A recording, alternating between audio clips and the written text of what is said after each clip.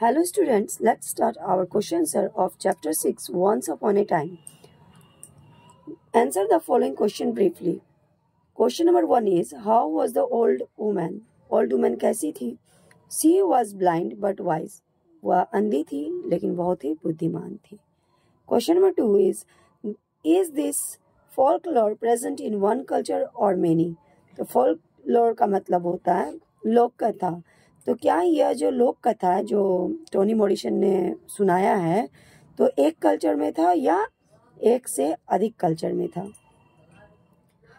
तो the writer says that he has heard this story और one exactly like this in the lore of several cultures. तो लेखक ने क्या कहा था शुरू में ही कि ये कई कल्चर में ये चीज़ है, जैसे कहीं पे बूढ़ा व्यक्ति होगा, कहीं बूढ़ी महिला होगी, कहीं बच्चे होंगे, तो कई सारे कल्चर में यह लोक कथाएं प्रचलित हैं.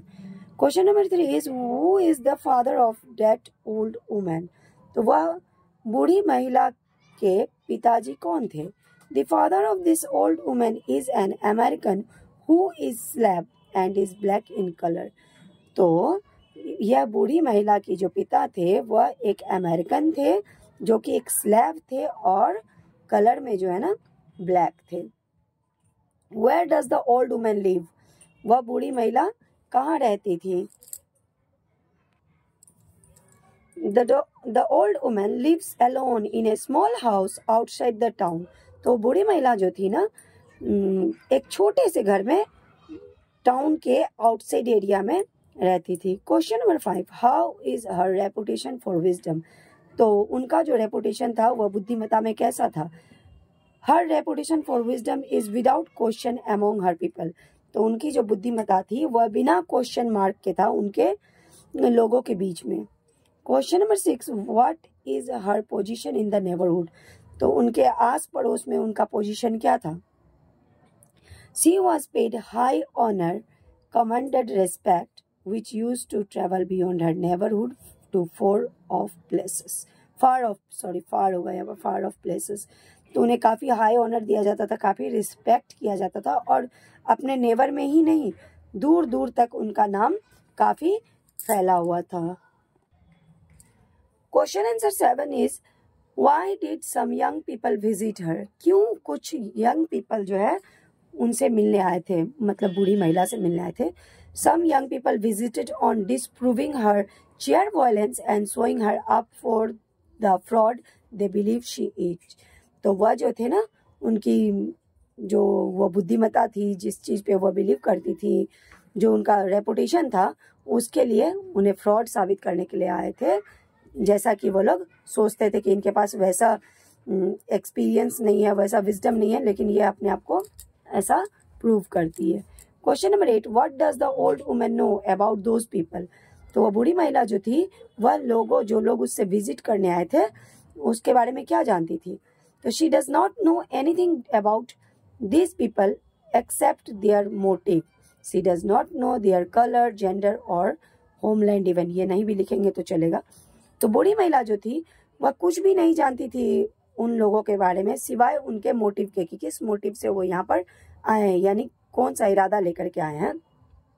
वह ना तो उनका कलर जानती थी, ना जेंडर जानती थी और ना ही उनका घर जानती थी कहाँ है.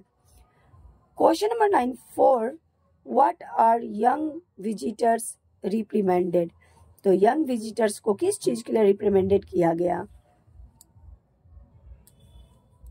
The young visitors were reprimanded for parading their power and the old lady's helplessness.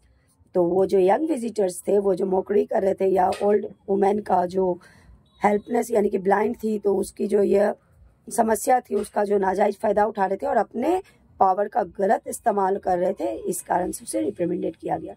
Question number 10 is what does bird and women signify to the speaker?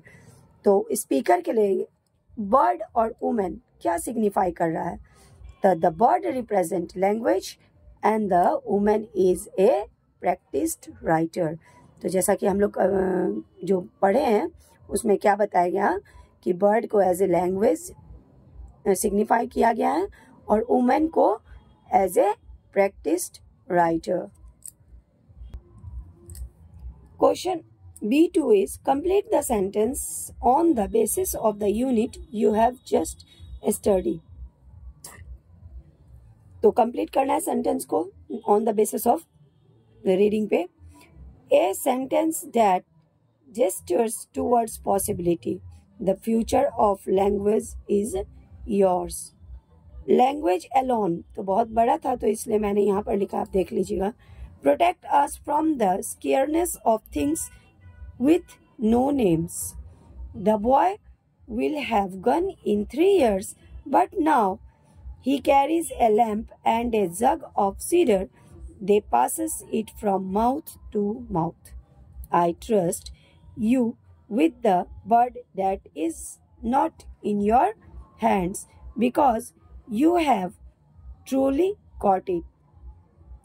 Okay students, मुझे उम्मीद है कि आप लोगों को समझ में आया होगा और आप लोग का एग्ज़ाम प्यारे बच्चों बहुत नज़दीक है.